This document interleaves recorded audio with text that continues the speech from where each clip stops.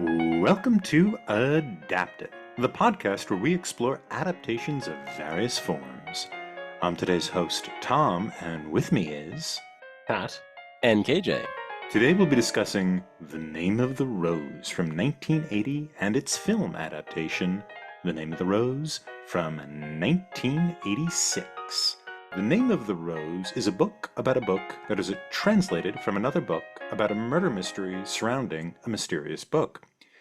The 13th/14th century Franciscan, William of Baskerville, has come to an unnamed abbey where the emissaries of the Holy Roman Emperor are to meet those of the Pope. However, while he's there and shortly before, a string of murders begins that tasks Baskerville and his assistant and the narrator of the book, Adso of Milk, to solve the crimes. At the center of the mystery is a labyrinthian library that may contain secrets of the ancient world. This is, I think, probably the most complicated book we've read Yes. for this season. Yeah, it is. It is not the most complicated movie, but it is the most complicated book. And I think there's two things I want to do first. I kind of want to lay the groundwork of the book, the sort of ideas Umberto Eco is working with.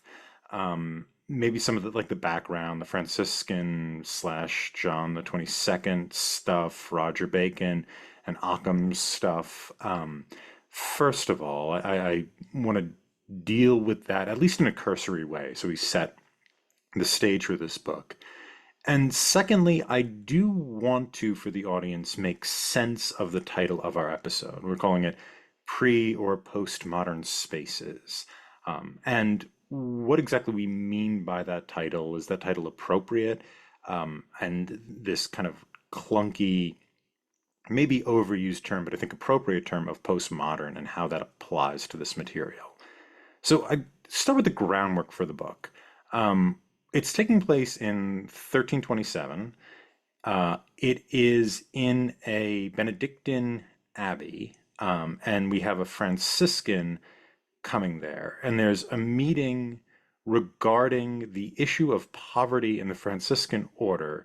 Um, that's that's going to go on here, kind of discussion about that, and we have a Franciscan in a Benedictine monastery, so William of Baskerville, who's our detective, and there is in the background this kind of controversy with the Pope, John the 22nd, who is not too keen on a certain breakaway order of Franciscans who are preaching poverty and the necessary poverty of the church. Attached to this is one of the founders of this breakaway order is Fra Dolcino, who's been inspired by not only poverty but this notion of there's being these four giant epics that control history, etc. And all of that is kind of lying in the background of this book. That's the sort of tension, and there's a sort of inquisition going on at the same time. William of Baskerville's friend, Occam, is on trial down with the Pope in Avignon in France. And yeah, and William, our hero, Baskerville, has recently been training under Roger Bacon, the Oxford empiricist philosopher who is alive and working at that time. And so there's a lot of background stuff that I do, and maybe you guys can disagree, I do think is necessary for sort of understanding that book. For understanding the book, yes. Yeah, not the movie. It doesn't matter for the movie. Nothing really matters in the movie. But Nothing makes sense, even if you could make it sense. does. Yeah, yeah. Even if you Yeah, needed it. Yeah, we'll get to it. yeah. I mean, if you know this background information, it won't help the movie. But why? I'll ask, why is this stuff, all of this kind of particular church history, important for Echo? And I have my own kind of reading of it, but I was wondering what you guys think of this sort of situation, because I do. I mean, it's a little high shelf, as we say here, but I do think it's important for kind of understanding what's going on in this material. I mean, I think as far as the narrative goes, it's meant to there's a few different ways I think you can read this book, which is why I think it's, as you said, I think it's the most complicated book we've done. And I think that because it works on a whole bunch of different levels, it works on that sort of metaphysic, sort of postmodern level where it's making commentaries on books themselves in a book about a book translated from a Mhm. book. It's just like it's got a lot of lever, like it's got a lot of levels in that sense. So he's playing around, and he's as we've this is something where it's a heavily elusive novel. The most obvious one is William of Baskerville. It's very clearly a reference to Sherlock Holmes. And as KJ I think pointed out, the movie is the only time we get to hear it's elementary. Um, Yes. I think it's the Mhm. third one this season. There was Wishbone. And I think there was one other one in this joke. But yeah, we got Elementary, my dear Christian Slater in the movie. And and so, so yeah, so it's which is Yeah, Watson. which is Yeah. the Watson character, and there's a lot of references. Jorge, is a reference, a very famous reference. Even the library itself is a reference to a, sort of very famous labyrinthian work. I'm sure Tommy will talk about it at some point, but a very famous labyrinthian library. So there's a lot. It's just it's a heavily elusive novel. So if you're, and I'm sure there are tons of references that I didn't get.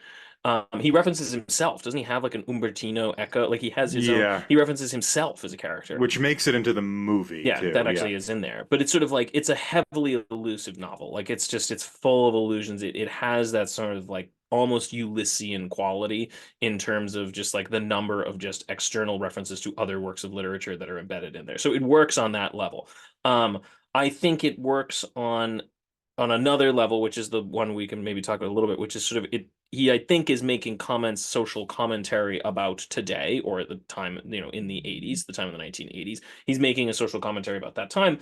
But I think there's also just the level of the plot. So that's the one that theoretically the movie should have focused on. And if it had done that, it could have made a decent enough movie. But the plot, I think, is the background is meant to, it's a red herring. You're meant to, as far as the plot goes, see it and think, oh, that's why these murders are happening, because there's all these murders, and then there's this sort of hidden sect that's hiding a couple members there, and they're desperate to not be caught, and so they're murdering people. So you're meant to think for a huge chunk of the novel that that's actually what's going on, that there's this meeting is what the murders are about, and most of the characters think that that's what the murders are about. So I think as far as the plot goes, it's meant to function that way. I think though one of the reasons why this particular discussion is particularly fruitful though for that second level, this sort of social commentary, and I'm assuming that's the large chunk of the reason why he's including it, is because it can feel very modern.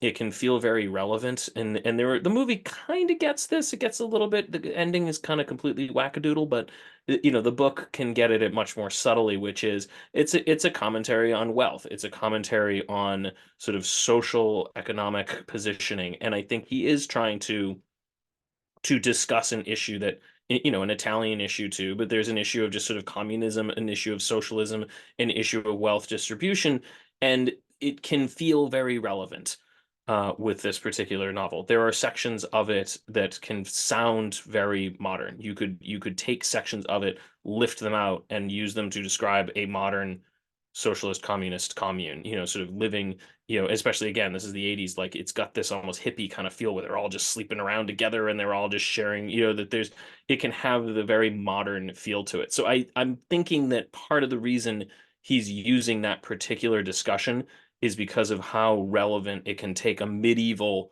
controversy and make it feel very modern and make it feel very real to a contemporary audience. Yes, I would agree. And I do think what you described as a red herring, which I think is correct, is not a red herring in terms of the themes, in which the No, but in the plot, in terms of the in the plot, plot it's definitely a it's rot. meant, Yeah. that's why there's so many layers you could kind of read it on. Yeah, But it's on a going plot on. level, it functions, and this is a sign of a good writer, is that he didn't just graft his sort of social agenda into it.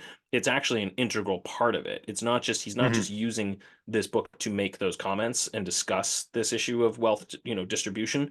He's using this as an opportunity. He's made it an integral part of the plot. It's not just there. You don't have that, a huge chunk of the mystery is gone. It would be relatively easy. There would be no reason why they wouldn't think the mystery was in the library.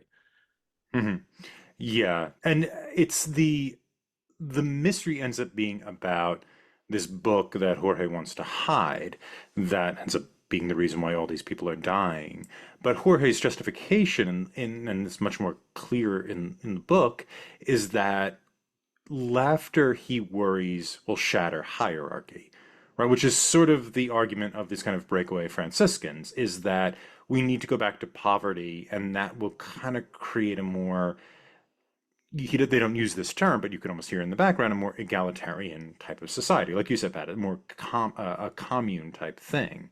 And for Jorge, and Jorge is sort of a stand-in, I think, for a more traditionalist church, an older church, the idea of laughter, it's the idea of love of God is attached to fear, that these two things go together. And if you laugh, you are going to undo that. You're going to undo that fear and basically create no access to Christ or redemption or anything like that.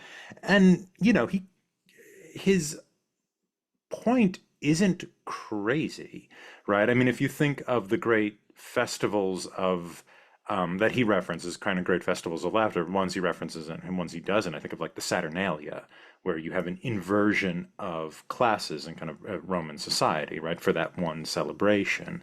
Um, and this nicely kind of connects to the second book of the Poetics, obviously, which is supposed to be this book about comedy, which in our traditional comic tragic mold, tragedy is about high stuff.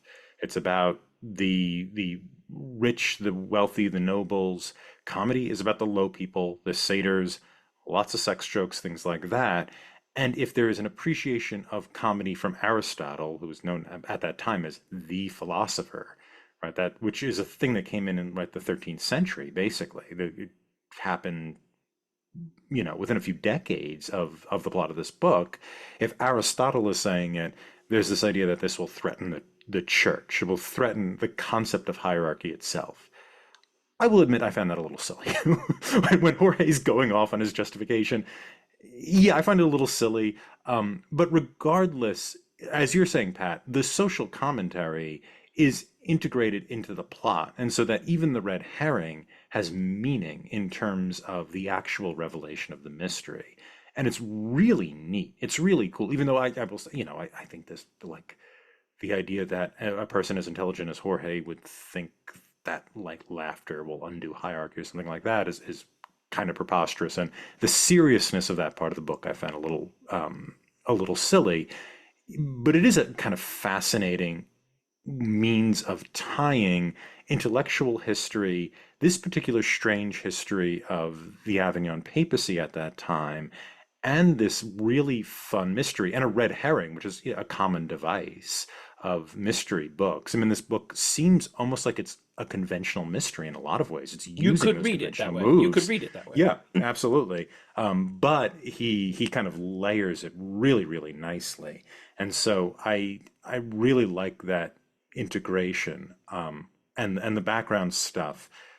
It really works. It's just not a stage upon which to set. It's not just, hey, wouldn't it be cool to have things in a monastery? It does comment on its own way, as you're saying, Pat, on contemporary issues.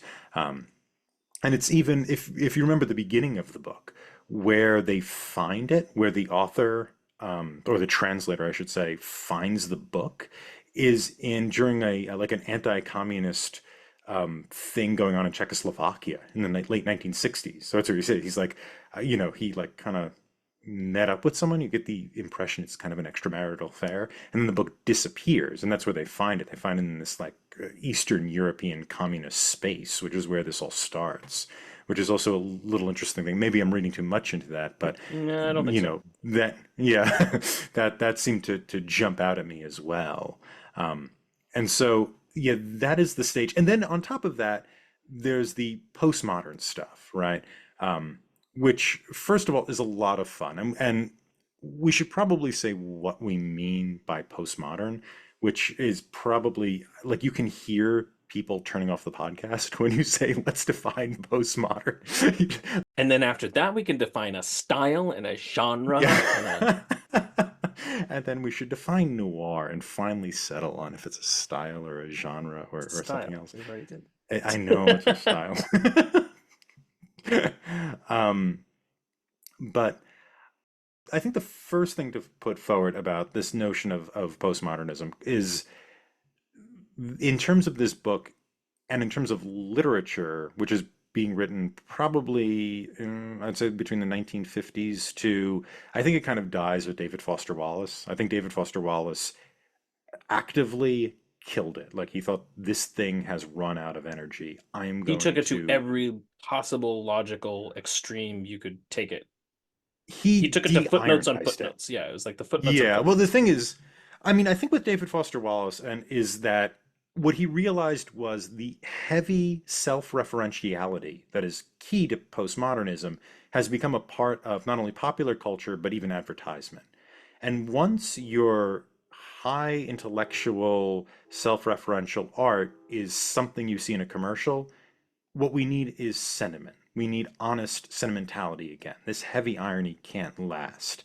And so I think that's how Wallace breaks it. He goes, I'm going to bring back like kind of gooey into books again and gooey into high art. I'm going to like embrace an honest emotional experience using some of the play of postmodern literature. And so I think Infinite Jest, his novel from 1997, I think that is his attempt to basically kill this thing off.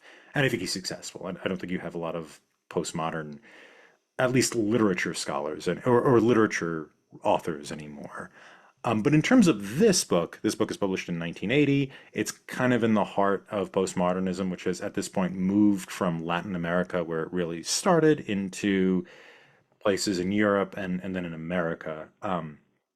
And while I don't think there's a unified definition of it in terms of literature, it is characterized by play, by self-referentiality, by heavy irony, by incredible erudition. This is the first era of authors who all have graduate degrees and college degrees, and boy, they're going to tell you about it.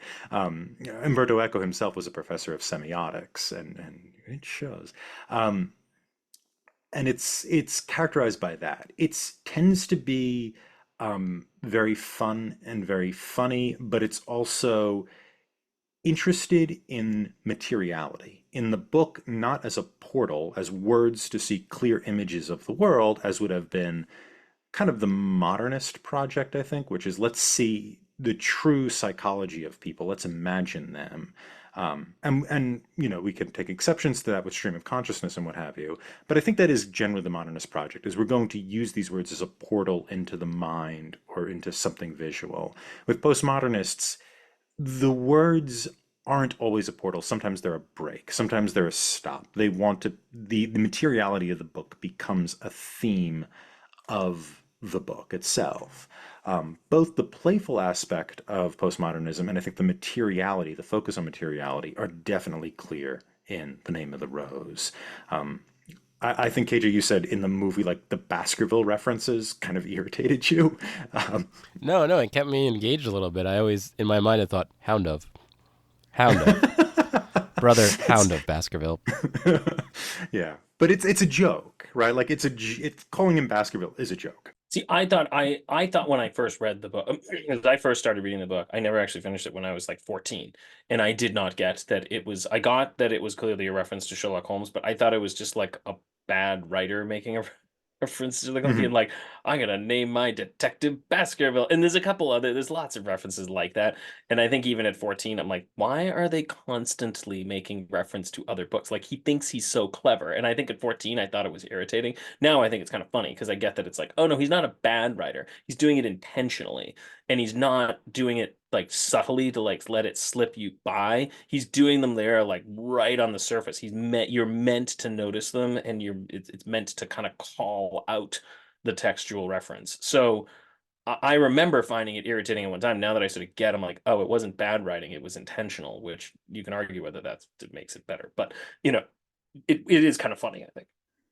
It is funny, and I think it being intentional is not only part of this movement, and I think movement's a very loose term for what postmodernism is, um, but it's also Genre, part of style. movement? Yeah, Is it a whatever. movement? Is it a I think genre? it's a Is it a movement. Let's go with style? It's a movement. movement. It's a I would movement. call it Yes, a it's a movement. mood. I think it's a mood. You would have It's a mood. meme. It's a It's barely. meme. It's a mood. It's a meme and a mood.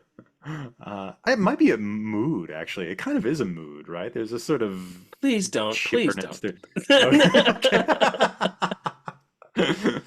But yeah, but I think it's also like this goes into the materiality of it. It's a book made of books, right? So it's not only the references are funny and kind of cheeky and he's having fun, it's a book about books that in itself is a book that is performing this idea of it being a discovered book, right? Like in the beginning of it, we have an unnamed scholar who finds this book and he basically no one can figure out if this really happened.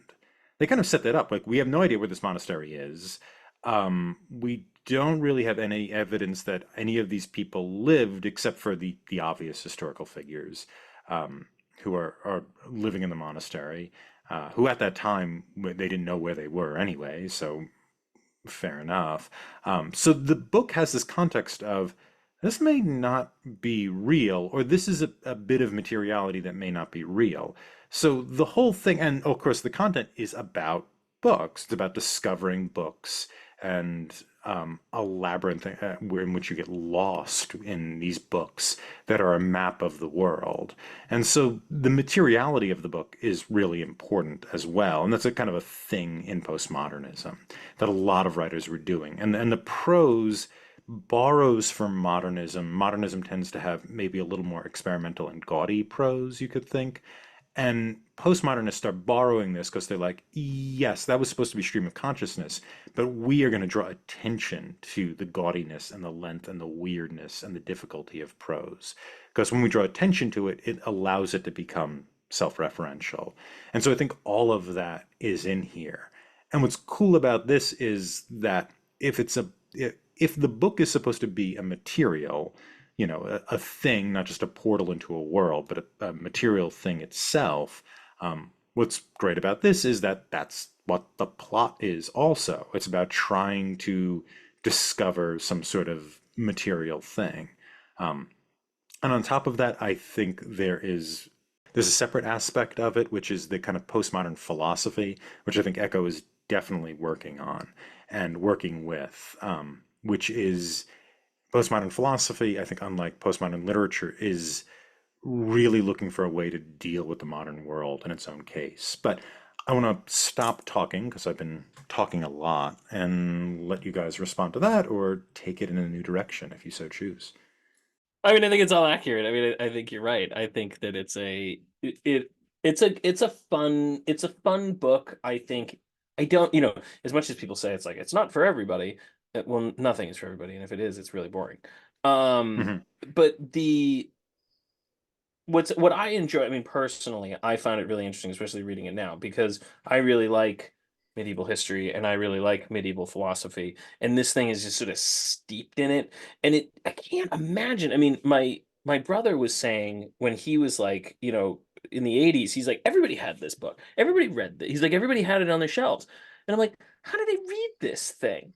Like, how did most people, it's one of the best selling books of all time. Hmm. And I'm like, how did so many people read this thing? It just assumes an enormous amount of knowledge. I'm assuming people just read it and skipped it. They just had no idea what was going on and they just skipped it. Or I think I've also heard it, that the Ulysses, this is the infinite jest of the 80s. Everybody bought it and no Hmm. one read it. Or they started it and went, I have no idea what's really going on here. It's a lot more plot driven than those works, but and that's its sort of deception is that it feels like it's purely plot and it's not.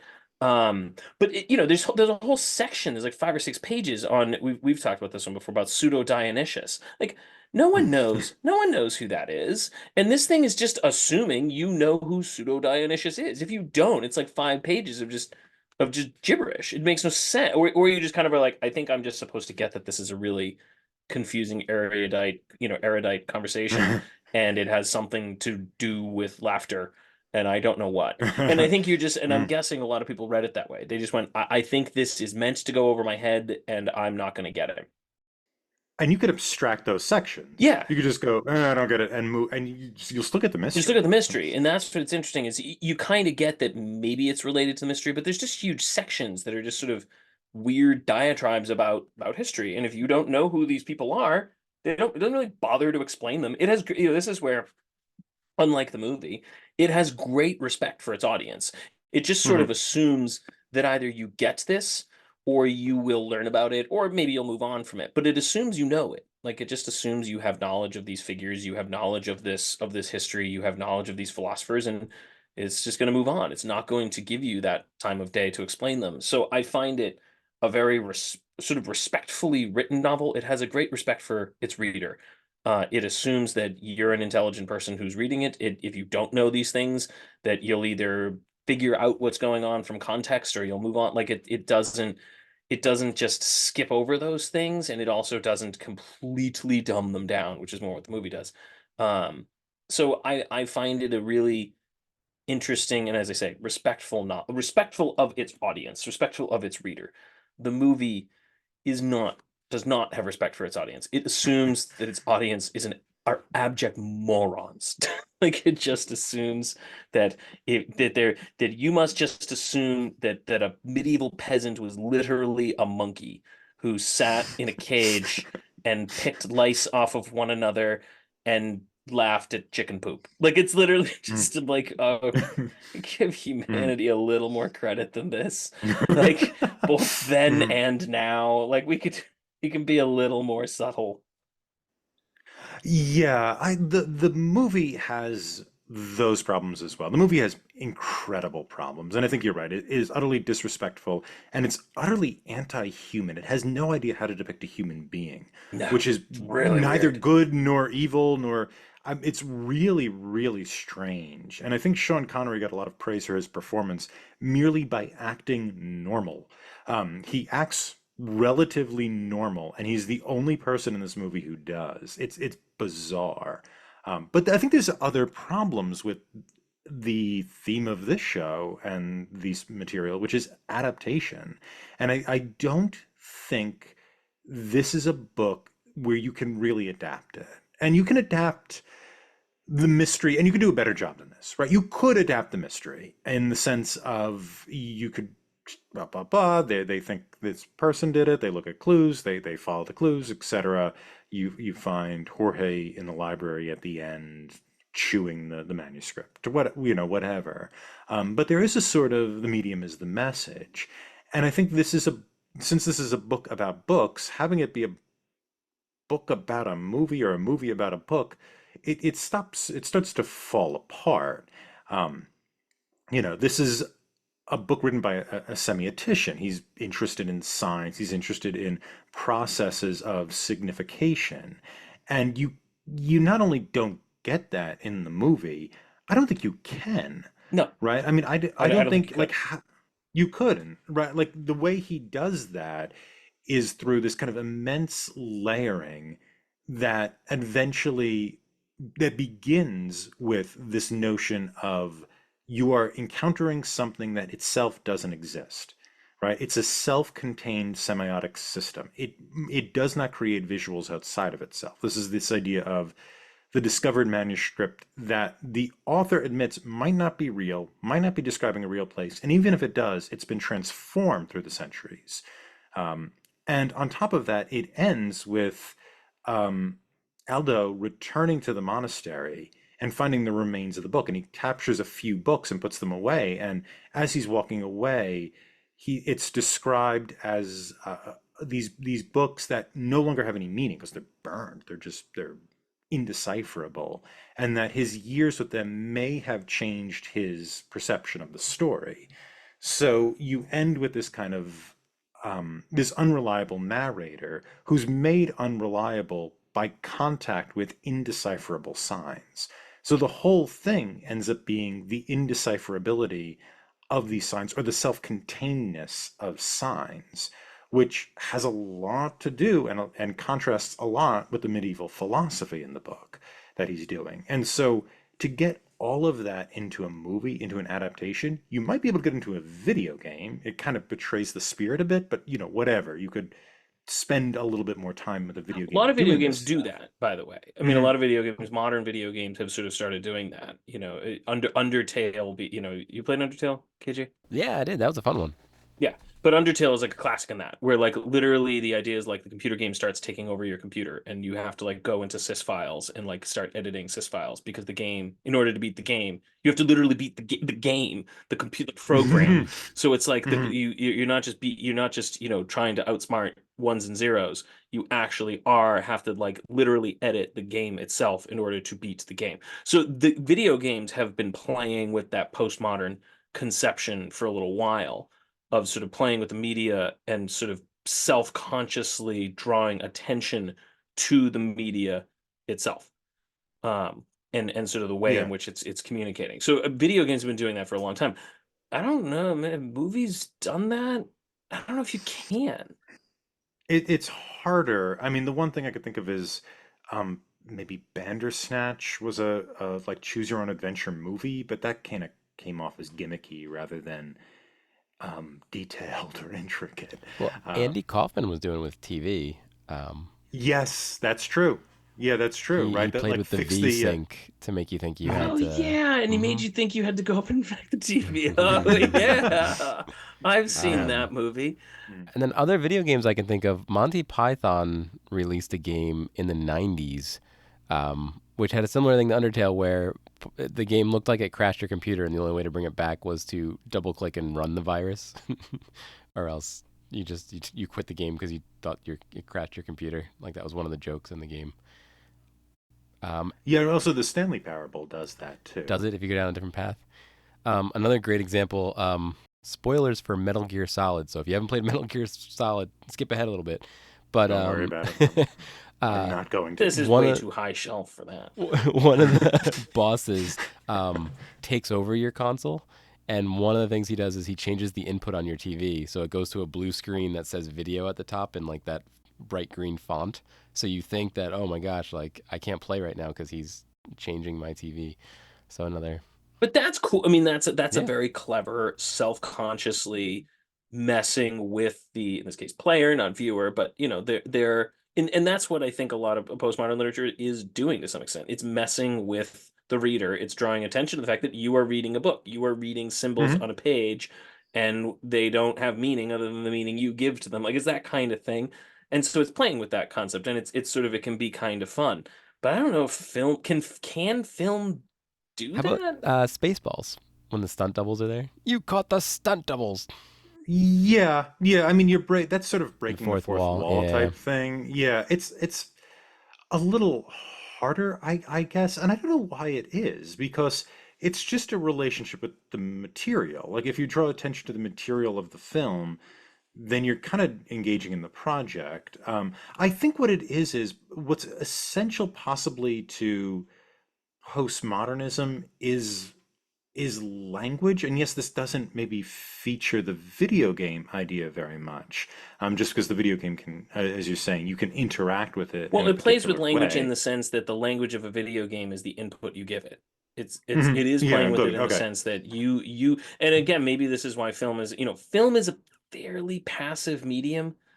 I don't know if it has to do with that film is fairly passive. This is one of its problems when you do adaptations, particularly when you do adaptations of material that requires ambiguity. My favorite example is always is Turn of the Screw and the Innocents that that the book requires ambiguity. You can't know exactly what she sees because that's the whole point. She thinks she's seeing ghosts and you don't know whether to believe her or not. So maybe she's crazy or maybe she's actually seeing ghosts. So there is an ambiguity in the text that you just can't get around. In a movie, it's kind of hard to do that. If you see a ghost on the screen, you kind of are assuming it's there. Like maybe there are things where it's like, oh, that person actually was crazy and what they were seeing wasn't there, but even then, the film kind of has to establish that, or the audience feels cheated. So film is relatively passive. The audience sort of assumes that what it sees is what is there. It's assuming that what it sees on the screen is what's actually within the realm of the film or within the realm of the world you're viewing, that thing is there. And if it's not there, if you are getting it through some character's filter, then that has to be made clear or the audience feels kind of cheated. So I think that might be part of the problem, that it's a passive medium, whereas reading is not passive. You have to give that text meaning or else it doesn't work. And video games somewhat similar. You have to do something, you have to interact with it. It's not a passive medium, and so therefore you can play with the way the person interacts with it. You can draw attention to the fact that a book is language. You can draw attention to the fact that a video game is an individual with some sort of analog sticks or some sort of interaction that they're doing with it. You can play with that interaction. Film doesn't have that. Yeah, and it might be the case. I agree with that, right? Film is ultimately passive, and so you have to kind of sit back and chill and watch it.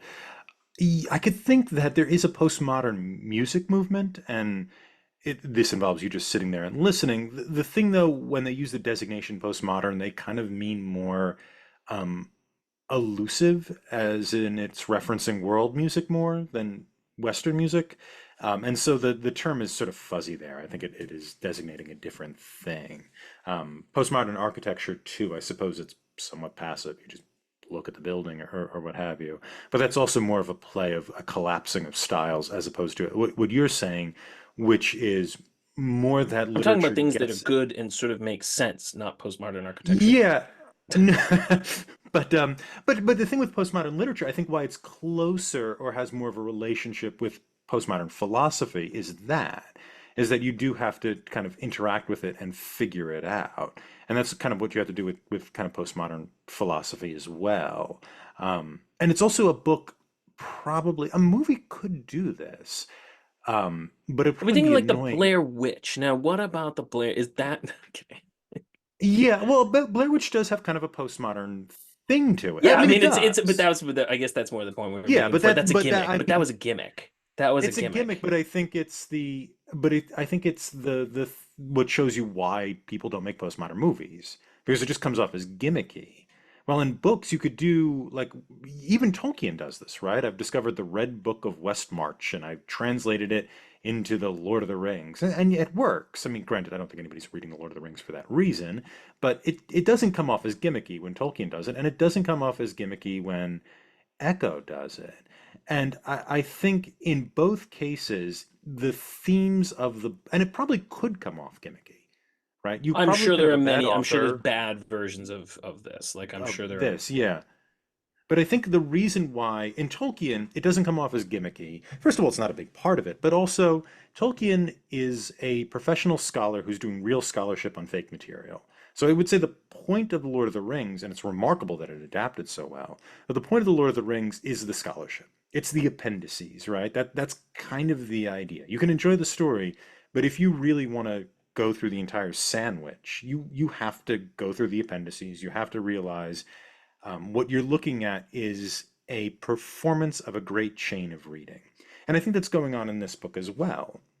This book is supposed to be the consequence of a great chain of reading. It's a translation from a 17th century copy of an unknown or lost manuscript that dates back, they think, to the 1370s or 1380s, which is about a translation or a capture of a book from, God, when would have Aristotle wrote the Poetics? The 330s, 340s BC, around there. Uh, Yeah. and the yeah, probably around there because he dies in 322, right? Yes, rather. Yeah, and so that's what it is. But the book is also about that. I mean, when Baskerville's in the library, he's like, these books are talking to each other, and Baskerville himself is able to reconstruct a lot of the comic book of the Poetics Part Two, because he's like, I've read it in other books. It's just books talk to each other. And it creates this kind of community of signs, and that's the whole like Derrida thing. There's only the text, right? There's no life outside the text, which is obviously a silly thing to say, but he means everything we talk about has context. You don't have pure language. All language is networked to each other. And the book in not being hokey, it's not hokey because it's acknowledging this and it's working with that, right? It's not only telling that story, it's also using that frame, and the frame is informing the story, and the story is informing the frame. It's setting up this kind of great system of signs, which is part of the plot, but it's also part of your experience as a reader. And I think that's why this stuff works so well. And there's also, I think, incredible connections he makes between kind of postmodern philosophy and pre-modern philosophy or medieval philosophy, too, that there's these kind of odd and I think poignant connections. Because I say when I first read, when I got about 120, 130 pages in, I think I texted you guys. I'm like, oh God, this is going to be a book about how superstition is bad and religion is superstition and how great science is. Because Baskerville has this affection for his hero, Roger Bacon, who at this time is sort of putting forward empirical science. Maybe it's not empirical science the way like Francis Bacon would do it, but it's still of I its was so time. when he kept referencing Bacon, I remember thinking, I'm like, huh, Francis Bacon was a lot earlier than I thought he was. I guess that I was like so Yeah. confused. I'm like, I'm not that familiar with Bacon, but I thought he was like much later. I'm like, wow, that's an area of history I need to learn about. And I'm like, wait, his name was Roger? That was Francis. That was my Wikipedia moment. I'm like, I'm definitely not getting something. That was like that was like when I was in, like sixth grade and we started learning about Martin Luther, and I started counting centuries to being like, how was his son alive in 1960? Like 11-year-old child being like, something's wrong. I must be misinterpreting Something something doesn't click. here. So yes, Yeah. Roger Bacon. Mhm. Roger Yeah. Bacon, not Prince. Roger. Yeah, I knew him from I think they did the Great Courses, the Medieval Minds one. So I knew him from that. He gets a section on that in that course. But yeah, so that's what I thought was going to happen. I thought it was going to be a great celebration of modernism. And what modernism kind of celebrates, which is, kind of Enlightenment modernism, is we're going to kind of rationalize everything. We're going to figure it out. And I think that includes, and I don't think, it also includes ethics, right? This is the French philosopher Condorcet said. It's we can figure out ethics and we'll progress to have perfect ethics and everybody will act very, very moral and science will be, and scientific method will be the means of leading us there. And so that's like 130 pages, 140 pages in. I thought, oh crap, that's what I'm reading. I really don't like that. This is I already get it, and there's another 350 pages to read. I don't want to read this. And it is not what this book is doing at all. It is completely, Yeah, I don't you say the you texted opposite me of that that. and you said, "Is that what this is?" And I went, "Well, have you finished it?" And you went, "No." And I went, "Okay, then I'm not going to say anything." Like, if you had finished it Mhm. and thought that, then I would think you missed it. But if you haven't Oh, finished it, then no, that is yeah. not what it says. That is not what he's doing at all. And it's really fascinating. And I think Pat, you said this about the failures of Baskerville, He doesn't do right? anything. I mean, in the Yeah, movie, he yeah. does. In the movie, he solves Mhm. things. In the book, he doesn't do anything. He solves nothing. Everything happens pretty much the way it would have happened anyway. And then he dies of the plague. Like, he doesn't do anything. He accomplishes nothing. Which I think, which is kind of the point. Your Sherlock Holmes character can't do anything here. Like there's nothing for him to do. Yeah, and actually, if he wasn't there, things might have been better, right? They would have burned down the Abbey. Yeah, they probably wouldn't have burned down the Abbey. Yeah. Yeah, everybody still would have died. Maybe Jorge would still have lived because he wouldn't have had to eat the book. Which was that actually clear what he was doing, KJ, in the movie? Was it clear that he was eating the book? Yes, it was Okay, it very was. I clear that couldn't he was tell. eating the book, but I didn't know why. I was like, isn't it poison? He's not going to be able to get Yes. through the whole thing to block it from Sean Connery. Like He was I trying to, was, yes, he was I trying was, to eat as oh much of it. Yes. no, can't let anyone know about this. Nom, nom, nom, nom. Like I didn't know why. I was like, if it was a few pages front and back, okay, maybe, but that's like a tomb. Like what's? I was well. So there's a few things in the book. It's also clear that that entire book is not the comedies. It's like buried in the middle of it. It's like that's the whole reason why no one could find it. Is most of the book was something totally different. It was like 4 different books all put together, and only one small section of it was the comedies, which made more sense when he eats the book When in he the book starts. because it's a very short book. Mhm. My friend Shishkin ate Yeah. my homework. Or I guess they were the Benedicts. Like, He's it was just he's a a Benedict. weird. He's a Benedictine. Benedictians ate my I homework. was just waiting when the abbot burns that little sheet of paper, and I just wanted Sean Connery to go. It tells me that goose-stepping morons like yourself should try reading books instead of burning them. I You was know, waiting for that. if you just walked into the room and weren't really paying attention, you'd be like, "Man, how old was Indiana Jones' dad?" Well, we lost the book. Let's find the Grail. Like it's I mean, you have to assume that part of the reason he got cast in that role was because of this movie, because he's definitely given off Indy's dad vibes here. there's a scene where he's like, "We just have to follow the rats," and I was Yeah, thinking, my dad couldn't do it. He hates rats. Like that might have been a reference to this scared to movie. death of him. Honestly, it could have been. It wouldn't have surprised me. Why not? Why not? Yeah. I said I also desperately wanted, which would have made this movie. I was so hoping he was going to die in that library just to make something worthwhile out of the movie. And, I kept saying I wanted him to die in like a William Wallace moment where he was like burning to death and was going, knowledge, knowledge. And instead we just get Denethor, or we get Jorge Denethoring himself while he's like on fire running across like the whole thing. Oh yeah. God. Oh. We should just mention, by the way, because this is one of my favorite references in this thing, is the Jorge Yes. Luis Borges Go reference. for it. So Mhm. the whole reason why the character's name Jorge, like Jorge, I think they call him Borges, right? They kind of change it a little bit. Jorge of Borga, Borges or right? whatever it is. Yeah, they changed his name slightly. Mm. It's a reference to one of my favorite writers, who was Jorge Luis Borges, who's like probably the greatest writer of the 20th century to not win a Nobel Prize. He should have won a Nobel Prize. He's a great writer.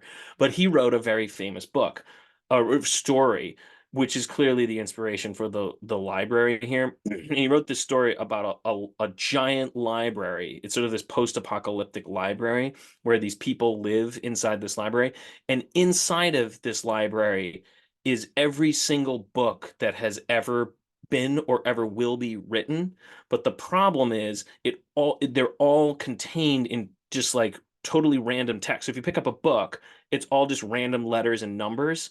But because it contains an infinite number of books and an infinite number of letters and all this stuff, then every single book is contained there somewhere.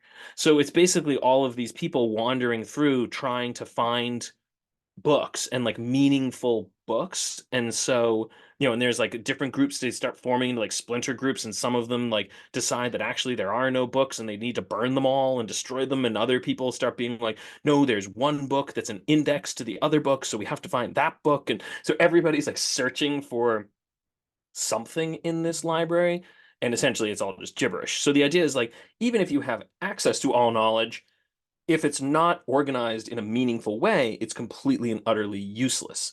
And so that's kind of the idea. That's why he names the main sort of librarian villain guy Jorge Luis, after the Jorge Luis Borges. But it's sort of the idea of the labyrinth and all this kind of stuff. Like I love that just aspect of the story, which again is an Yeah. aspect that 14-year-old me did not get. Yeah. And the story is called The Library of Babel, which is further reference with Salvadore, right? The Dulcinian character who's um, he comes off as mentally ill, possibly, but he's the Babel language, right? He speaks every language and no language, and I think that's also kind of a connection there. But yeah, that's a great reference as Played that. wonderfully by Ron Perlman. I didn't Yeah, recognize him. I just, yeah. There's a lot of nose makeup on that man in this movie. They really, really want to make his nose look like a pig's nose, but yeah, so that's the central aspect of this, and it's yeah, um, all knowledge is kind of written or contained in books. All knowledge is kind of generated from that, and any kind of knowledge you create generates other knowledge. It's also kind of a postmodern idea, and in the book, I don't know, is it clear in the movie that the library is a map of the world? That the library is kind of mapped to look like the world? No, I think they That's not dropped clear in that. the They movie. dropped that aspect. They dropped that. Okay, it's just I couldn't remember No, they what just they the only dropped. I reference they think. make to it. Yeah, so in the in the book, that each quadrant represents a continent, and then they're all sort of Mm. subdivided. And so when they say, like, I don't even think they make a reference to it. Like when he finds that sheet, the sheet says something like, "Go to Africa and look for some," and it's like, what am I supposed to do? And it turns out that you're supposed to go to the section of the library that represents the continent of Africa, and then Mhm. go through. You're supposed to like find the different rooms that way. Yeah. But that's not. That was. I think they just dropped that in the movie. Yeah, they don't want to bother. Movie Yeah, because dropped a it's lot of things. It just didn't want to bother. yeah, it's the Finis Africanus, right? And they're like, well, is there African poets we're supposed to be reading? And then after a while, they're like, oh no, that's a room, and that's supposed to be at the end. Like just like their concept of Africa would be that's the end of the world, that's the end of the library, and that's where the poetics is stored. Um, but that's that's this other idea is like, what is the world? The world is for human beings anyway, all we have is this system of signification, right? All we have about the world is what we can say about it. And everything we say about it generates meaning that is networked to everything else. And so there's this kind of idea that, and I think this is definitely in the book, there's this idea that there is nothing transcendental. You cannot get out of systems of signification, right? Which is I think kind of why the book opens, at least Adso's section of the book opens with the Gospel of John, right? It opens with the Gospel of John. In the beginning was the Word, and the Word was with God, and the Word was God. That's that's the kind of the logos, right? That's the idea um, that that kind of logos can transcend the spoken language, right? And that ultimately what language actually can do, and this is in Aristotle, Aristotle says this, is the best language depicts the world truthfully, that you could get to truth through language. And the postmodern move is to say, You can't. no, you can't. And that's they call that logocentrism because they're drawing from the book of John, they're drawing from the Gospel of John, to say logocentrism is a centering of the world around this transcendent, what they call a transcendental signifier, i.e., God, and you just can't do that.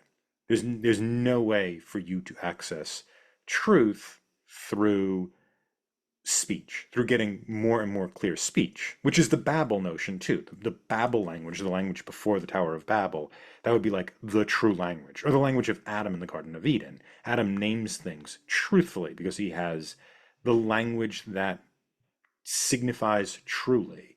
And for the postmodernists, it's like there's a signifier, there's a signified, the relationship between them is entirely arbitrary, and anytime you use words, you're just defining them within a network of other words. You can't get out of that. Words themselves are a labyrinth. And I think that's what Jorge Luis Borges is doing in the Library of Babel, right? It's a post-apocalyptic library, which is a post Babel, Fall of the Tower of Babel library. That's the point when your words are always just going to connect to other words. You're never going to get at a truth. You're never going to find the index that tells you where everything is. Because, in that book, it's like, not only is the index going to exist, every variety of the index is going to exist. So you don't even know if you have the right index. You never, even if you find an index of sorts, It could it'll it could never be a work totally out. wrong index. It could be totally wrong, or it could be right for the first 800,000 books and then wrong after that. I always think And whenever we get to this point in these kind of discussions, I always think about the Simpsons episode with the 10,000 monkeys. Here's a yeah, that, thousand monkeys working at 1,000 typewriters. Someday they will have written the world's greatest novel. It was the best of times. It was the blurst of times. You stupid monkeys. yeah. Yeah, but I think that that's what's going on. I think that's the combination of that and the Salvatore character. I think that's what he's doing there. I think he's supposed to be this like really shattered person who has no access to language whatsoever. Except the movie Um, completely makes that confusing because at certain points he can't communicate at all. Like by the end of the movie, he literally just can't. He can't do anything. He just is like mhm, singing. But he gives them the single most vital piece of information to solve the mystery, which I'm like, mhm. why would you believe or be able to understand a word he says? Like, you know what? No Yeah. one can understand him. So how did he Yeah. give you this really vital and detailed piece of information that Mhm. apparently this one dude had a small slip of paper and was sneaking around and gave it to the illuminator in the middle of the night during a rainstorm, during a hailstorm, and he managed to see that they exchanged a piece of paper, and then I'm like, how is this guy seeing all that and communicating all of this, considering he Mhm. can't speak any language? Mhm. Or he speaks all languages. But it was like, I'm like, Yeah. this makes no sense. Like, In how the is, I book, was, it makes sense because the idea is in the book, it's like we can kind of figure out what he's saying because he speaks all language. Like we can eventually piece it we can piece together it because we together. get Yeah. enough words from some language we speak. But yeah, in the movie, it's kind of. And also in the movie, it just sounds like he is a person with a sort of condition who is French. Like he just seems like a French guy who's like, mentally handicapped, which is not the point of that character at all. No, I think Ron I do Perlman just did what Ron Perlman wanted. do, and nobody stopped him. Um, I just wish he yeah. hadn't said war. War never changes. Does he say that in No, something? it's in Fallout.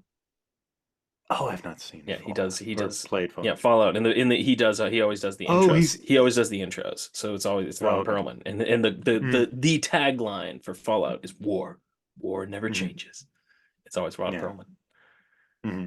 That wasn't a very good Oh, Ron okay. Perlman impression. It was just a deep voice, but I don't know Yeah. enough about Ron Perlman, so To really do that. yeah. The only other thing I think I've seen him in is that one which was like the Pacific Rim. Isn't that Ron I Perlman? haven't seen that. I don't know what that is. Is it I Pacific saw it, Rim? but I I've don't seen him in. remember if Isn't Ron Ron Perlman's Perlman in it? there. I thought Ron Perlman's the dude is Pacific Rim the one with like the giant monsters and the robots who have to fight them? Yeah, and you need two people to run a robot. Yeah, yeah. And Ron Mhm. Perlman's the dude who's always trying to sell the giant bodies, and then he gets eaten by the fetus that's inside one of the giant bodies. It's a really weird movie. Oh, that sounds interesting. That sounds far more interesting than this Oh, it movie. was way better than this movie. This was my Uh, favorite book of all season. My least favorite movie of all season. yeah, I would agree with that. I think he's in The City of Children, which is like this weird French movie that was actually pretty good. That's not the one with the one where no babies have been born. No, that's City of Man. Oh, Or oh, that's Children of Man. Children of oh. Man. City of No, Man, that's City of Children, Children of Man, whatever. it's Yes, all sorry, I was it's just confused. a network. It's a See, this is network of language, language. language, and just Yeah. yeah, just No can't truth here. no truth here. We Yeah. can't communicate. Yeah. This is my problem with postmodernism is we're communicating perfectly fine right now. So I Yeah, just I know. We I could always find I mean, I think there is something there's about like, something can about it, you but it's still a little yeah, there's lame. something true about saying I think this is my thing with French postmodernism. Huge claim, small gram of truth. Like when Derrida says there there is no reality, only text. You're like, No, there's definitely a reality." And then he's like, "No, no, no. What I meant was whenever you speak, people know what you're talking about only by context." And it's like, yeah, of course. They know what the words mean. If they don't speak this language and they don't, then no, they will not know what I mean. So yes, that is the Yeah. context in which I speak. I don't find that a Yeah. particularly illuminating theory.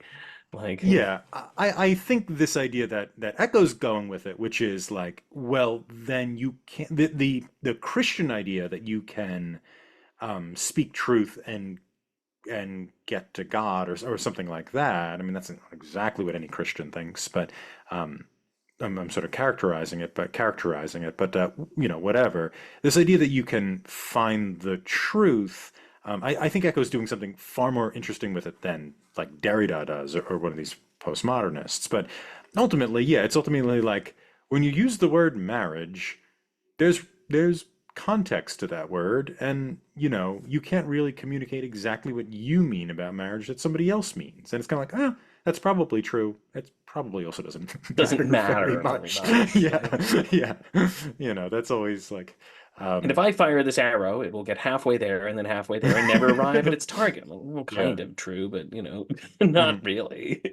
yeah, Logically um, true, but not actually true. And same thing for when we all have a concept when we talk about a word. Yeah, logically, we have slightly different connotations brought about by our own histories of that word, and yet we can still talk.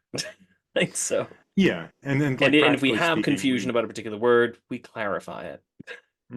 Yeah, to the you have a point process. where we are able to communicate. This is the biggest problem with postmodernism as a like Mhm. yeah, as a grand answer to I think it's a problem with postmodernism as, yeah, as a grand answer. I think there's, I mean, there are benefits, I think, to kind of postmodern thought, especially I think there's skepticism of science as saving us all. yeah. I think is pretty useful actually, but I think the kind of the semiotic aspect of it um, ends up kind of running out of energy pretty quickly. Uh, but anyway, like, No, what else and can we trash in the movie though? We gotta try. We gotta find other. We gotta so find I mean other things we make fun of in the the other movie. thing I Oh, wanted to say, so we're not gonna move on to the movie. I want to make fun of the movie. let's make fun of the movie. I will say one thing that the book and movie end with the same line, and it makes a lot of sense in the book and no sense in the movie, which is the Stat Rosa Pristina nomine nuda tenimus. The rose of old stays only in its name. We hold only naked names. Um, so there's It kind of ends this with idea that of in the movie. it does. It ends with that quote on the screen. Oh, I missed that. I think I had turned it Yeah, off. which makes no I think I sense. had turned it off. Yeah. This idea, I mean, this idea of we only keep something in its name, only keep something in the word makes no sense in the movie and makes it's a pretty interesting commentary in the book. But yes, let's crap on the movie a little bit. Um, One thing I will give the movie credit for is it used one of my favorite words of all time. The palimpsest, which I love. It's like so it's a word from have you ever heard this word, KJ? It's one of my No, favorite new words. word to me. Actually, to be honest, audience, there's a lot of new words for me in this episode between your guys' So conversation. it's am I saying it because Tom, you probably know how to pronounce it better because I've yeah, only palimpsest. palimpsest. Okay, I've only ever seen it written and I love the word. So it's a so in like a lot of medieval manuscripts, like the idea was like obviously like parchment was insanely expensive because it was literally like animal skin. So like it would you'd have to like kill like many sheep or cows to make like a book. So it was so valuable. What they would do is if they had a book they didn't really want anymore, they would just scrape all the words, the ink off of it and then they would reuse it. They would just write on top of it after they scraped all the ink off. So that's called a palimpsest. So the idea is like nowadays, modern scholars actually love this because they can take those things and they can find they can scan them and find the text underneath them. So oftentimes they're able to find like much older works or stuff that didn't survive because they can find it underneath something that's very common. So I always love that. So the movie is described as a palimpsest of Umberto Eco's Name of the Rose. So they're basically admitting, like, yeah, we're just taking his thing and just like kind of scraping it and just showing you some images that are left from it. So it's Which almost as if works. which works really Mhm. well, but it's almost as if they acknowledged, like, That they're yeah, crap. this is kind of crap. This thing is just a vague outline of that book with a lot Yeah. of other random just stuff is Yeah. jammed in here. When I saw that, I was so hopeful. I was like, "Oh, they know what they're doing. They're gonna do like some cool things." And that was the title screen is the best part of the movie. I think Yeah, this is the I only think movie that's where I'm really like the true. title screen is the best part of the It was a movie. really great thing. I saw that. And I'm like, oh, that's such a cool thing. Wow, this is going to be really interesting. And then there was like a bird shitting in an old woman's eye, and Well, oh no. uh, well, KJ, what did you think of the movie? Well, one thing that was a little confusing was he would like kind of solve things sometimes. Which of these skulls is the scariest? Oh, I don't know that one. Okay, now we can get underneath the altar, right? Like it just there was kind of random. Another one that I really liked. I think with that one because I had the same because again I was kind of tuning out at certain points and I was just like I can't and so at that point I went I must have missed the scene like did the and then I thought oh did the hunchback dude tell them something that was I think I texted you guys during this I went am I just missing scenes here I think my gut says the producers of this movie knew they had like a dookie on their hands and we're like, it's already like 2 hours and 40 minutes. Like, we gotta cut this thing. We gotta cut. We gotta cut. We gotta cut. So they just kind of cut some scenes. And again, sort of like the book, where I'm like, when I say in certain sections of the book, I think the audience was just like, I don't really know what's going on here, the reader, and would move on. I think that they were hoping the audience of this movie would do the same thing. It would be There's fine. just certain scenes. There was a number of them. Like the apothecary at one point comes running to them and is like, I found the book. And I'm like, they never told him they were looking for a book. Yeah, who was that Like guy? I know in the book they do tell the apothecary they're looking for a book, and he finds the book. In the movie, he doesn't do that. So I'm like, why? Like, I'm guessing there was a scene that they just cut, and it was like, even like the monk in the grain, the monk in the granary. Mm. They never shown this dude before, and then suddenly they go to him and it's like, you need to run away. I'm like, who is this dude?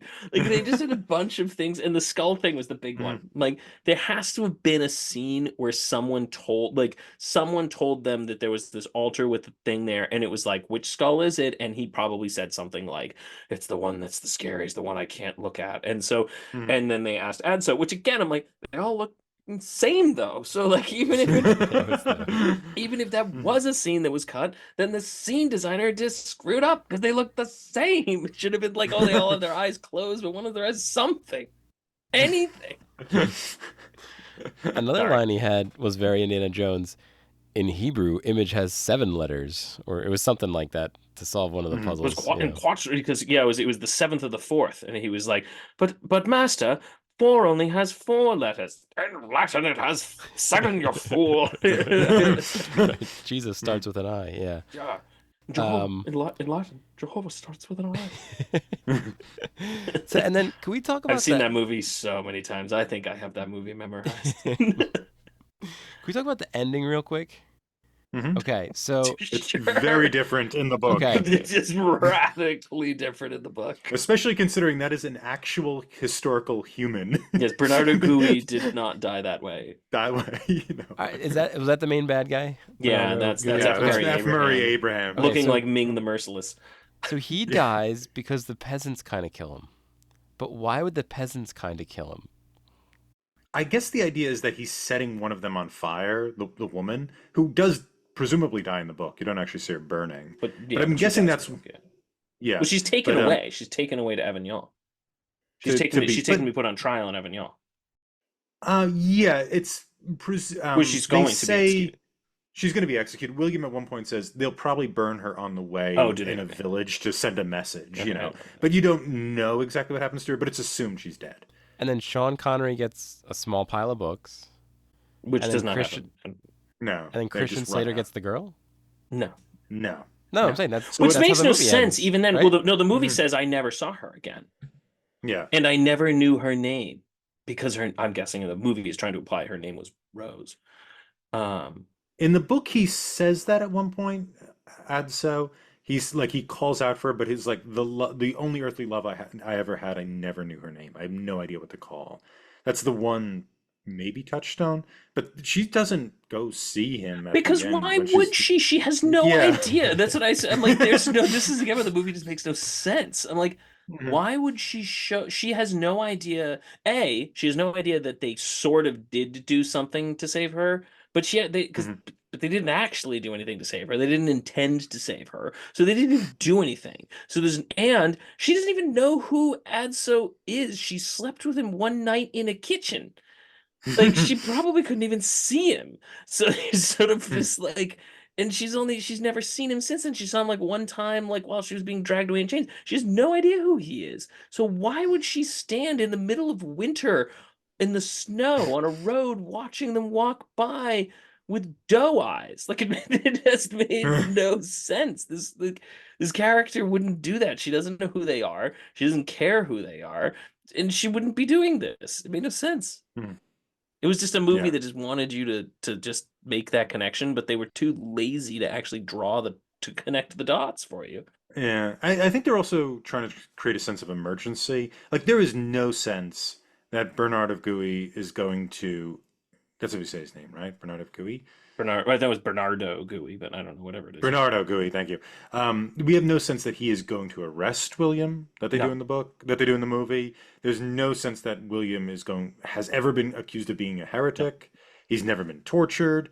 This man is like they He was an disagree. inquisitor, and he left being an inquisitor because he didn't like the methods they used. That's it. That's all Yeah. that's ever referenced with him. Mhm. So this whole backstory, or him recanting because he was tortured, none of that's in there, and there's no threat. There's no like William is not in danger from Bernardo. He just did, that's not a thing. Bernardo does what he does.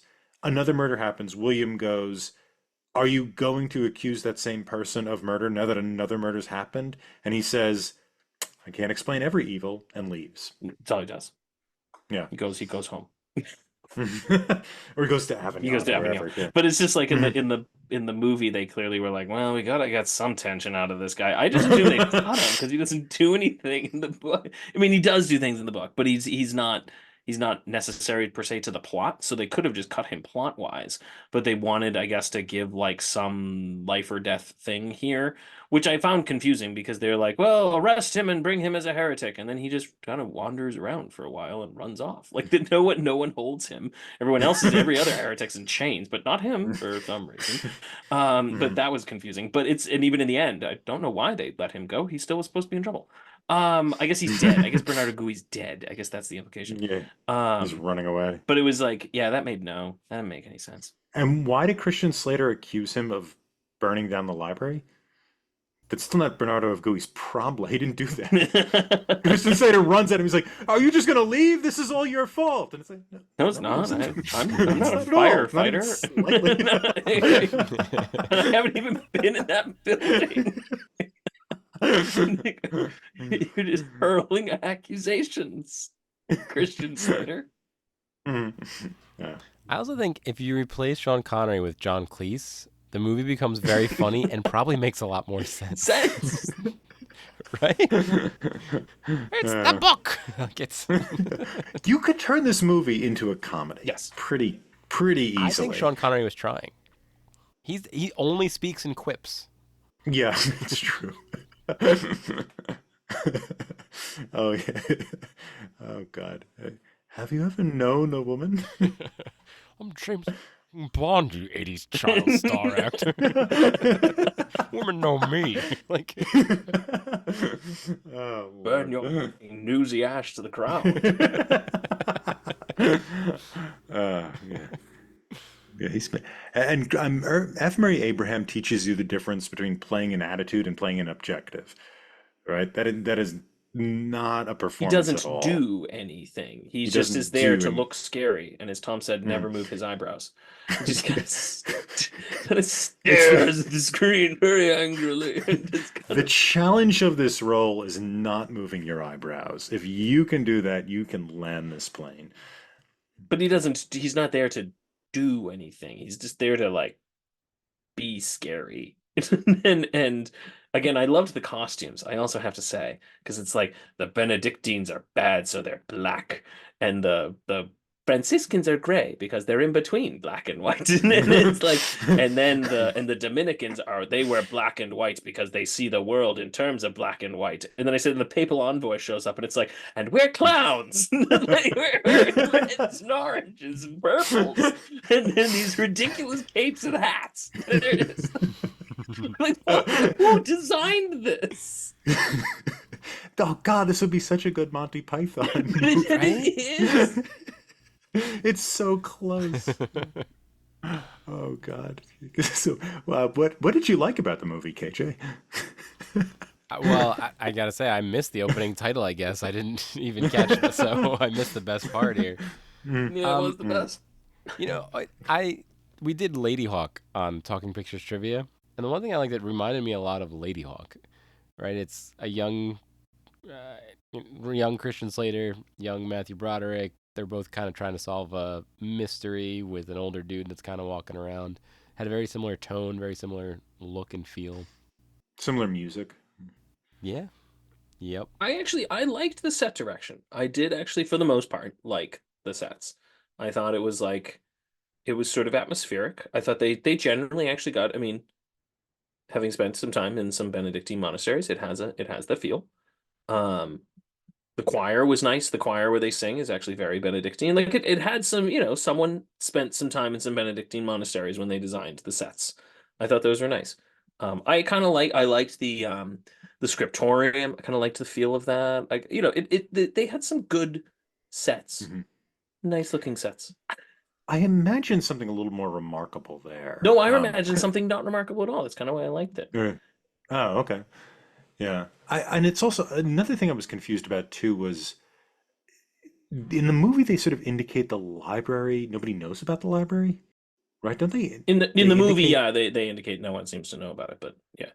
In the yeah, book, but it's everyone knows about it, but just no one's yeah, that's allowed it's the there. most famous library in the world. Yeah, which was a Even though weird in thing. It the was like, why? I assumed when they met the abbot, like that would have actually added again an element of a little bit of tension. When they met the abbot, I assumed the abbot was going to be like, "Don't go near the monastery, don't go near the library." I assumed they were going to say that, and instead it just was never mentioned. And then they're like, "There must be books somewhere." I'm like, maybe in the giant tower above the scriptorium. Like, why would you not think that? Like, it's obviously where they are, and it's not a secret. So it was a yeah. little, I didn't know why they did that. Yeah, and then when Baskerville goes in there, he goes, "Don't you know we're in the most famous library in I'm Christendom?" like, Like, how how did did you you know know that? that? You just said you didn't know it was there. The other thing that didn't make a lot of sense is we need to find that book because it'll prove my innocence and everybody's innocence. Like, no, it's not. They're gonna No, it doesn't. burn Yeah. whoever they want anyway. Like, there is nothing in this movie that suggests evidence is going to help you. Even if this book logically could help you, right? How would the book help? It wouldn't. That was another big problem. This is why it was like because that's not in the book. In the book, there's no threat to him. There's no he doesn't need to prove his own innocence. Like that's not a thing. So they're not looking for the book in order to prove something. They're looking for the book because that people look for books. Like people want to find knowledge. They want to know these things. There's no sense of like there's no plot element to like it's not a thing they need to find for a purpose. It's just they need to find it for its own sake. But I don't think that I don't know. I guess they needed to give it some meaning, some Yeah, drive, and it no makes one's gonna care, right? And to be fair, I guess you need to have more kind of dramatic tension. You don't need that in a book, right? You can have somebody go like, I want to find a book for the sake of the book, and I guess you could put that in a you movie could put it in a as movie. This is where as a you have to no, MacGuffin. but Yeah. it's just this is the like have respect for your audience. Us if you have characters that say they want to find the book and you establish that well, then that can be a good reason for characters to then for an audience to watch characters look for a book. Like it doesn't have, you can have if you establish that they should find it and they want it, then that's fine. It doesn't have to be Mhm. for some particular purpose. That's just what they Mhm. want. So have respect for your audience that they will understand what your characters are, that they don't need to have a specific thing they need to accomplish by it. But this Mhm. movie just has no respect for its audience. It just assumes they're just so dumb. Like they have to be hammered on the head with like what is Mhm. bad and what is good, and we're just gonna beat them with it Mhm. to the point where F. Murray Abraham is gonna die on a giant spike thing after his carriage is flipped over for some Mhm. reason. Yeah. Yeah, I guess they need to punish him, right? That's the bad people also need to be punished. That's another thing. Yeah, but that's like a Hays Code thing. Like that's not a Yeah, yeah, that's not a why? yeah. This is like a rated R movie. I don't know. Hays You Code is can you can postmodern. yeah, it's postmodern. Yeah, yeah. Postmodern. He's got his back. Oh Lord. I mean, they Um, should have at least done like a like what in like end of Die Hard. They could have at least had him fall off the roof of the library backwards into flames. That would have at least been when Hans he Gruber. died, yeah, when he died, when F. Murray Abraham died, I did laugh out Oh, I loud. laughed hysterically. I burst out laughing. I thought, oh, that was one of the funniest things I've ever seen. And it just like stupidity in a movie. I laughed so hard at that. Mhm. Yeah, because it happened so quick It and was so so out of random. nowhere. Oh God, this could have been a Python Away from movie. my carriage, no! Like, what is going on? And then he just somehow he falls out the window of his carriage while he's in it. The carriage doesn't fall anywhere near him, by the way. I don't know where the He carriage just went. goes, It just he goes vanished. He flying. goes flying out onto like I guess like a scythe or like whatever the spikes I poking out of the think ground it were. was like it's supposed to be a torture device of Oh, is his. that? Oh, I maybe think that's that's what it what that was. Yeah. was. Mhm. Okay, well, Yeah. Yeah, well, I'm not entirely sure how that torture device is supposed to work because it looked like there was a cage, but the spikes were on the outside of the cage. Yeah, that was a bad movie. But it's a very good Oh, book. I mean, the book is very good. That's it. it Just is, a yeah. terrible movie. I think that the book is the more interesting book I think we've I think it's read. the It might most not be interesting, my yeah. favorite, Of the books that but I think we've read, yeah, of this season anyway, yeah. mhm, yeah, I think it's maybe not my favorite. It is the most interesting. I think it gives you the most to think about. Um, I mean, like and Big Sleep, and I do mhm, like those yeah. books. I think they're very good books, but I wouldn't. This is just a much more interesting. This is a lot more going on with it. Mhm. It just has a lot more depth. Yeah, and I think in terms of the themes of this season too, it's a really good end because it ends on this season began on the success of Sherlock Holmes, and it sort of ends on the failure of a Holmes-like character, um, which is kind of it's sort of like the end, like the failure of sort of these modern expectations, and so it's a really good one to end on, a good note to end on as well. Um, but yeah, I would like to either revisit this book or I think it's Foucault's Pendulum is his other big I one. think they weren't very good from what I've heard. His other books aren't very good. Oh, is it not very I've good? heard they're Yeah. not good. Oh, that's a shame. I've heard this was like his catch By far. 22. Like he just, Hmm. he Yeah. got a really good one out the gate and then just never quite got it. Landed it again. Oh, well, that's a shame. That's I've heard. I don't know, but I've heard that. Hmm. Yeah. Yeah. My understanding is Foucault's Pendulum is even more complicated.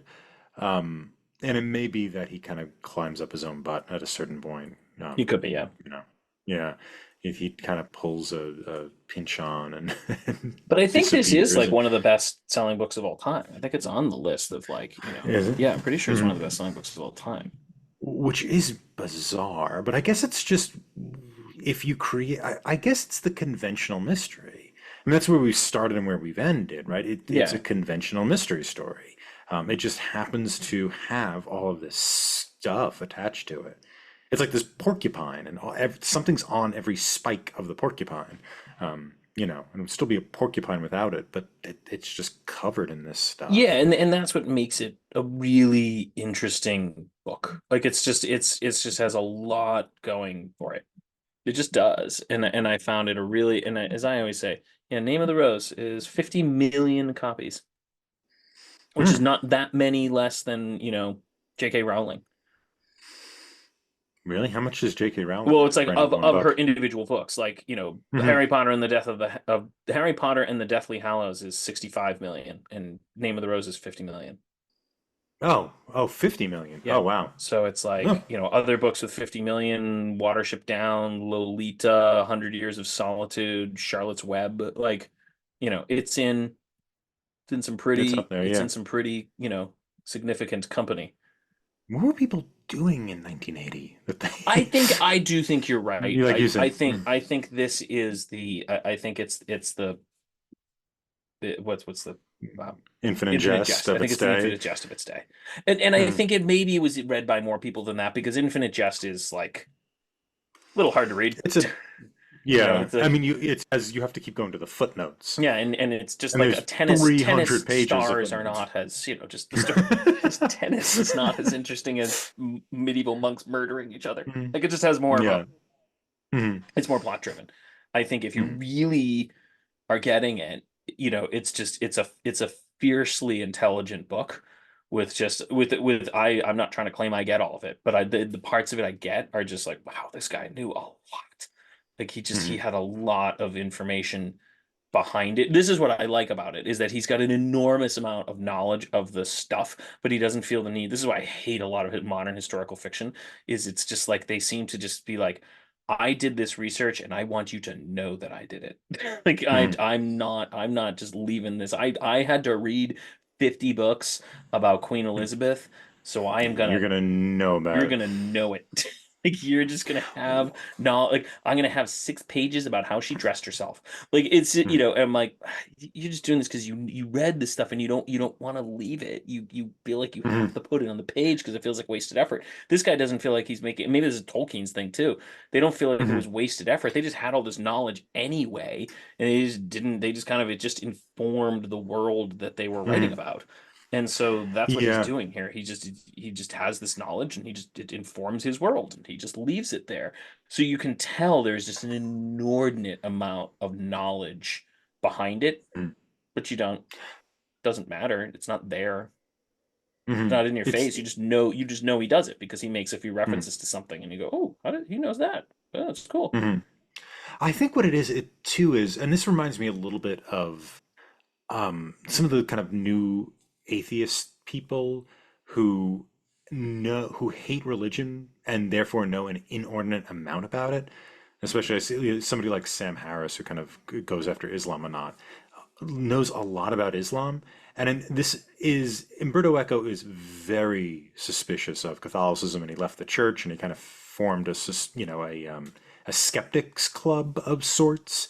And I think what's interesting about like turning against the tradition that you started from is like he knows so much about the Catholic tradition, because he was, kind of raised in it and probably educated in it and probably interested in it. And I bet his turn against it or his skepticism about a lot of its claims greatly informs him as well. Like you just have to sort of uh, indulge yourself in the thing you're antagonistic to, right? And I think that might be going on here because this certainly isn't a this isn't a book that's affectionate for No. for the Catholic Church at all, to speak lightly. But I think there is this kind of move of like, uh, I am criticizing this institution. It is the most important institution in my country. Um, I'm not going to show off what I know, but you're going to know I know more than you, right? I think there's part of that. And I His think part of it is criticisms are it's a informed. I mean, they're he's informed yeah. criticism. Yeah. He's Yeah. He's in going that sense to he's know what smart. he's He's talking smart. about. He's not then Mhm, and that's probably the part of the problem with the movies. The movie is not informed criticism. It's lazy mhm, criticism. mhm, It has that sort of Monty Python-esque quality of sort of criticism where it's just like this is just lazy or like mhm, what was the Da Vinci Code kind of criticism. mhm, It's just like, well, this is just ill-informed mhm. criticism. And so Well, that you're just making gives it stuff up. yeah, you're just making it up for the most part. Mhm, But the book's criticisms are valid to mhm, because he's not dumb. You're right, especially writing as an Italian. He's mhm, not going to in Italian in the 1980s when it would have been a bit more, that was far less secular time, especially in Italy, he couldn't have gotten away with it unless he was fairly knowledgeable. Like he's not making ill-formed criticisms. He's fairly grounded. The movie is just cartoonish, so that's why it's like, oh, for God's, if you want to make these criticisms, fine, but it's just lazy to do them this way. The book can spend a lot of time talking about it or sort of referencing things and you can say like, oh yeah, this is an intelligent critique. The other one can just sort of wave the hand with the papal clown envoy and just be like, mhm. see, look how stupid they are. Like, well, Yeah. the book has a little Yeah. more Yeah. respect for them. This is the like Mhm. you gotta lean against your inclinations. If you You're- want to criticize something, in a work of fiction, if you're doing it, if it's a polemic or if you're trying to do an essay, well, that's different. But if you're doing a work of fiction, your best service to yourself of what you're trying to criticize is presenting it in the best light that you can and then exposing its faults. That's your best way to do it. And then it will come across as genuine and effective. But if you do anything else, it comes across as cartoonish, and that was the problem with the movie. It comes across as cartoonish. Um, If you enjoyed The Name of the Rose and are looking for more adaptations of The Name of the Rose, the most popular medium into which this material has been adapted is the game, both board and video. So we have a 1987 video game titled La Abidia del Crimen, the 1988 Nomen Rosé, the Slavic video game Il Nome della Rosa from 1993. There's the Mystery of the Abbey board game, the 2008 Murder in the Abbey video game, and the 2016 remake of the 1987 La Abdia del Crimen, and a 2022 video game inspired by this material titled Pentiment. You can rate and review this show anywhere fine podcasts are available. For those viewing in YouTube land, if you haven't already, please like this video, subscribe to the Talking Studios channel for all our exciting content, and follow us on social media at Talking Studios. Check out other shows by Talking Studios, including Talking Pictures Trivia, where we explore movies through trivia, Keep Making Movies, where we explore micro-budget films, Limited Lexicon, where we play through text-based adventure games, and Get the Point, where we slowly reveal a movie poster and try to guess which movie poster it is. Got a question for us? Call the Talking Studios hotline at 201-467-8679 and leave a message. It may be featured on a future episode. And if you haven't already, please subscribe to Adapt It, wherever fine podcasts are found. Wow, Talking Studios,